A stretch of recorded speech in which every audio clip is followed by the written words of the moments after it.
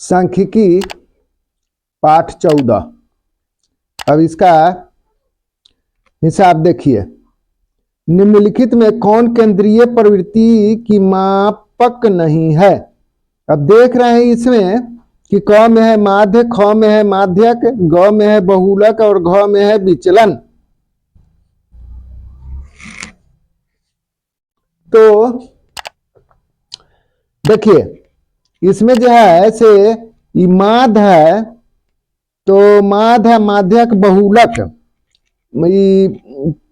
केंद्रीय प्रवृत्ति के मापक है। और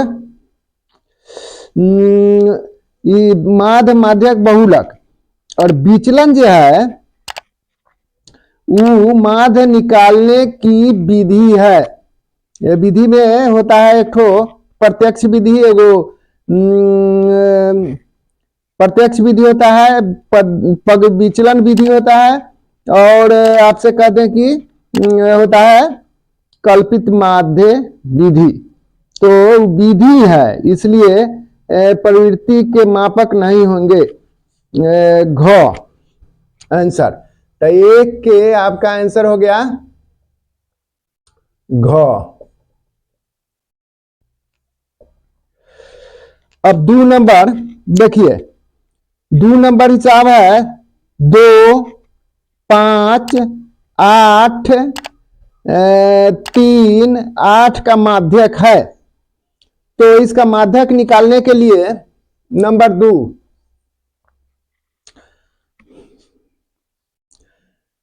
इसका होता है कि यदि पदों को या चरों को आरोही क्रम में या अवरोही क्रम में सजाया जाए तो इसके ठीक मध्य में यानी बीच में जो पद आता है वह बहुलक होता है। तो अब इसको 2 नंबर हिसाब के देख रहे हैं कि माध्यक निकालना है 2, 5, 8 और 3 और 8 है ये। तो इसको सजा लेते हैं आरोही क्रम में। आरोही क्रम मतलब बढ़ते क्रम, आरोही क्रम में सजाने पर अब चलिए इसको सजा रहे हैं।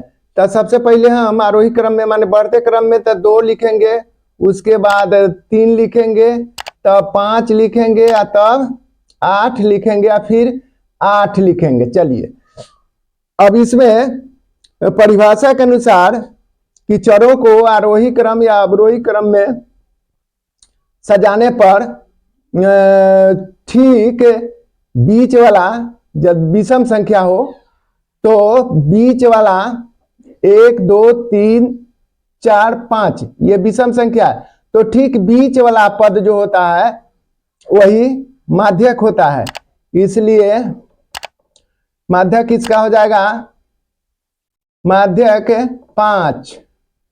तो आंसर हो जाएगा इसका ग।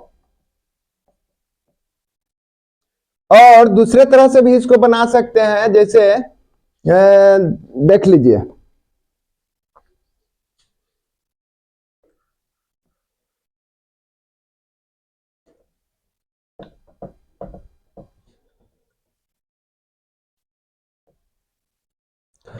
अब इसमें देख रहे हैं हम कि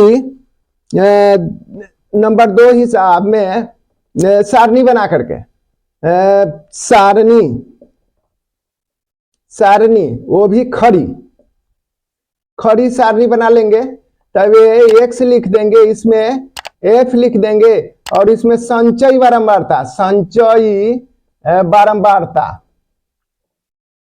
बारंबारता लिख दिए। अब इसको भी क्या काम करेंगे कि आरोही क्रम में से जाएंगे तो पहले 2 लिखेंगे, उसके बाद 3, 5, 8, 3 और 5 और 8 इस तरह से लिख लिया। चलिए अब इसमें देख रहे हैं कि ये 1 बार है और 3 भी 1 बार है, 5 भी 1 बार है, 8 2 बार है। तो 3 है तो 5 हो गया ये। अब संचय बारंबारता इसको जोड़ेंगे, 1, 2, 3, 4, 5, तो 5 इसमें en बराबर 5 आपका हो गया। तो ये 5 हो जाएगा जोड़ने पर। अभी 2 को बंद कर देंगे, ऊपर से जोड़ेंगे तब फिर 3 हो जाएगा। फिर एक को बंद कर देंगे यहाँ पर, तो 1 2 तो 2 हो जाएगा। और उसके बाद एक उतार देंगे। अब इसमें होता है कि ny2 मतलब 5 है तो 5/2, 5/2 के मतलब हो गया 2.5, माने 2.5 हो जाएगा। से थोड़ा बड़ा संचयी बारंबारता, संचयी बारंबारता, संचयी बारंबारता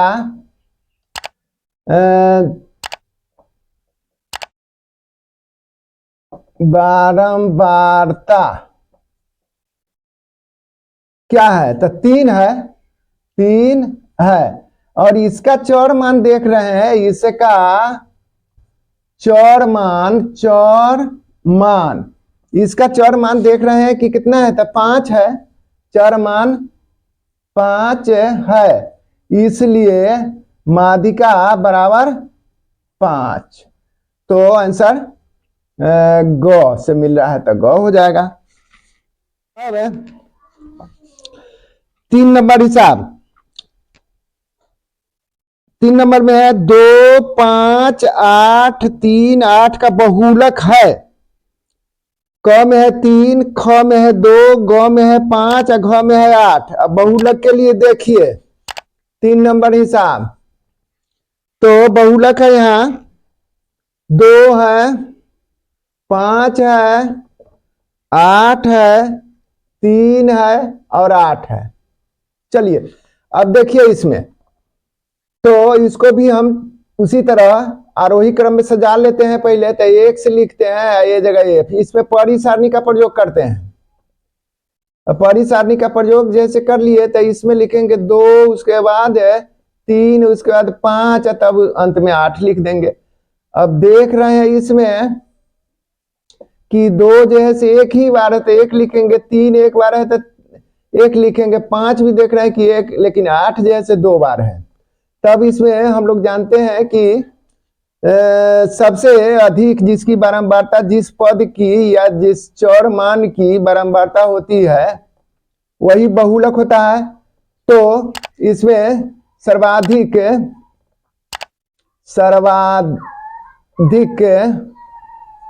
बारंबारता 2 है,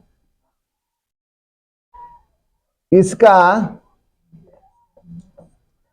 चौर मान 8 है, इसलिए बहुलक, ये इसका सिंबल लिख दिए, बहुलक 8।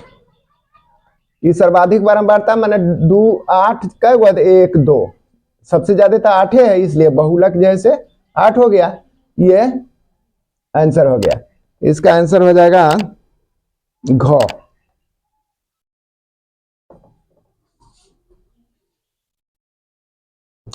अब 4 नंबर हिसाब है वर्ग अंतराल 5 15 का वर्ग चिन्ह।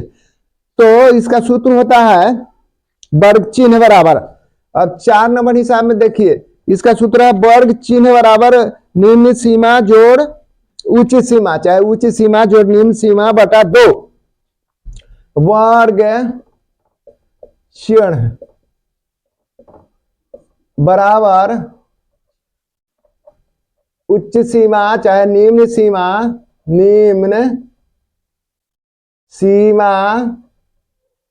जोड़ उच्च सीमा बाटा में 2।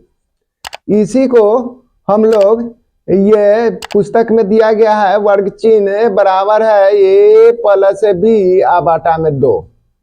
चलिए, तो यहाँ एक जगह पर कितना है? तो एक जगह पर देख रहे हैं कि 5 है, 15, तो इसमें 5 लिख लेते हैं, जोड़ 15 लिख देते हैं, बाटा में 2। एक का मतलब 15 5 20, 20/2, 2 से 10 मरतबे कट गया, बराबर 10 आंसर। तो इसका आंसर हो जाएगा ख।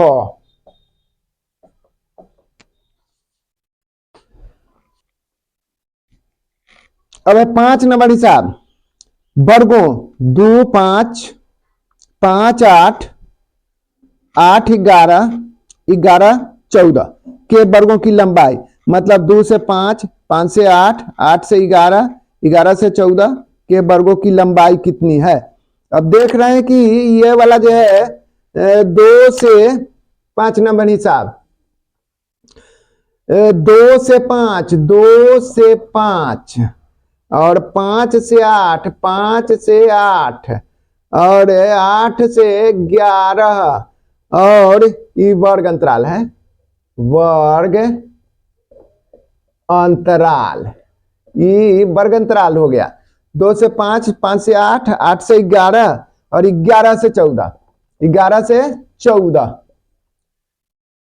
ये दिया गया है अपवर्जी विधि में। ये वर्ग अंतराल दिया गया है अपवर्जी विधि में, माने 2 से 5 है, इस वर्ग में 5 है तो दूसरे वर्ग में देख रहे हैं कि क्या है, तो 5 है, तो जो इस वर्ग में शामिल है इस वर्ग में शामिल है, फिर 8 इस वर्ग में है तो 8 इस वर्ग में है, 11 इस वर्ग में है तो 11 इस वर्ग में है। एक मतलब कि ये अपवर्जी विधि में है, बस सीधे इसकी वर्गों की लंबाई कितनी हो जाएगी, वर्गों की लंबाई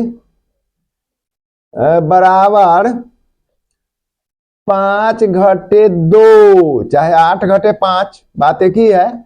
तो कितना हो जाएगा, 5 में से 2 गया तब 3। इसे भी देख लिया, 8 में से 5 गया 3, 11 में से 8 गया 3 और 14 में से 11 गया 3, तो यहाँ 3 हो गया लंबाई, इसलिए आंसर ख। यह हुआ 5 बस।